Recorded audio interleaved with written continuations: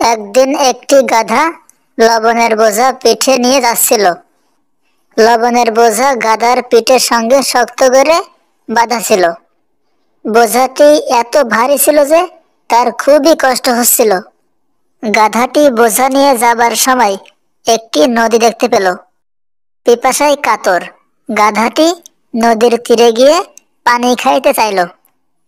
পানি খেতে গিয়ে সে নদীতে পড়ে গেল। পানির সংস্পর্শে এসে বোঝার লবণ গলে গেল। সব লবণ পানিতে মিশে নদীতে চলে গেল।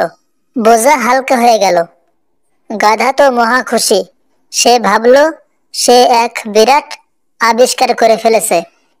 নদী পার হতে গিয়ে পানিতে বসে পড়লেই পিঠের বোঝা হালকা হয়ে যায়। এ কথা ভেবে আনন্দে সে উদ্বেলিত হয়ে পড়ে।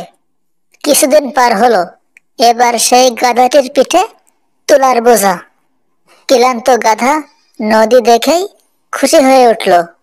চালাকি করে নদী পার হতে গিয়ে হোঁচট খাওয়ার ভান করে পানিতে বসে পড়ল। কিন্তু এ কি, উঠে দাঁড়াতে পারছে না কেন সে? শুকনা বোঝা তো এমন ভারী ছিল না। আসলে শুকনা তোলা পানি শোষণ করে আরো ভারী হয়ে গেছিল। এবার গাধা বুঝতে পারলো পানিতে নামলেই বোঝা হালকা হয় না।